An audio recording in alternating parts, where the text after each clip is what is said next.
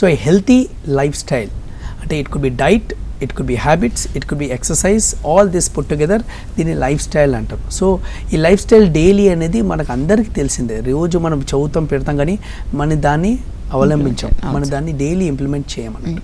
So సింపుల్గా చెప్పాలంటే regular అండి, మన అందరు చిన్న మన పూర్వీకులు మన ఎల్డర్స్ కూడా చెప్తారు, పొద్దున్నే లేవండి, get before the sunrise.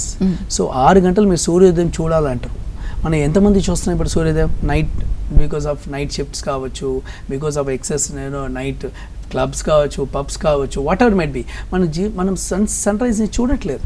So sun rise వల్ల ఆ కిరణాలు అయితే మన శరీరంలో పడతాయో it will release lot of hormones, positive hormones. So dopamine అవ్వచ్చు, లేకపోతే సెరటోనిన్ అవ్వచ్చు, లేకుంటే పాజిటివ్ ఎనర్జీ రావచ్చు. So early morning getting up, పొద్దున్నే లేవడము, ఎక్సర్సైజ్ చేయడం, సూర్యోదయం చూడడము, and at the same time walking ఒక అరగంట చేయడము, అండ్ సేమ్ టైం ఫుడ్ పరంగా తీసుకున్నట్టయితే ఖచ్చితంగా మీరు అన్నట్టు ఆకుకూరలు, కూరగాయలు, ఫ్రెష్, మేబీ ఆర్గానిక్ కాకపోవచ్చు, ఈవెన్ దో మీరు అన్నట్టు కొన్ని మన అడల్టరేట్ ఉన్నా దాన్ని మనం ఏం నివారించలేం, కానీ taking fresh fruits, fresh vegetables, less salt, ఉప్పు తగ్గించడము, తర్వాత మోర్ ఆఫ్ లైక్ అన్నట్టు potassium rich food like fruits and vegetables అని చెప్పినట్టుగా, మీట్స్ అవాయిడ్ చేయడం, లైక్ రెడ్ మీట్ని వీళ్ళంత వరకు హార్ట్ పేషెంట్స్ మేము తగ్గించమంటాం, బట్ ఫిష్, ఎగ్స్ ఇవన్నీ తీసుకోవచ్చు.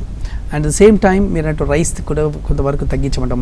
ఇప్పుడు మన తెలంగాణ రీజన్లో, ఆంధ్ర రీజన్లో అంటే రైస్ అనేది కామన్ స్టేపుల్ ఫుడ్, కానీ 2 పూటలు తినకుండా 1 పూట తీసుకోమంటాం. సో సాయంత్రం కామన్ డైట్ తీసుకోమంటాం, ఈవినింగ్ 6-7 తర్వాత తీసుకోవద్దంటాం, కానీ మనందరం రాత్రి 10 తర్వాత తింటాం. So that is not a good habit. So 6-7 తిన్న తర్వాత మీరు నెక్స్ట్ ఒకసారి సూర్యాస్తమయం సన్సెట్ అయిన తర్వాత మీరు వీలైనంత వరకు తీసుకోకుండా మీరు ఓన్లీ వాటరు, ఫ్రూట్స్ తీసుకుంటేనే మంచిది. సో 7 తర్వాత క్యాలరీ రెస్ట్రిక్షన్ చేయడం, అండ్ 8 hours ఆఫ్ స్లీప్, 8 గంటలు పడుకోవడం. మనం చాలామంది స్లీప్ అనేది కామన్గా పెద్ద ప్రాబ్లం కాదు, కానీ స్లీప్ లేనప్పుడు కూడా మనిషికి హార్ట్ రిలేటెడ్ ప్రాబ్లమ్స్ అనేది చాలా వస్తాయి. So good quality sleep, at least 8 hours of sleep is also equally important.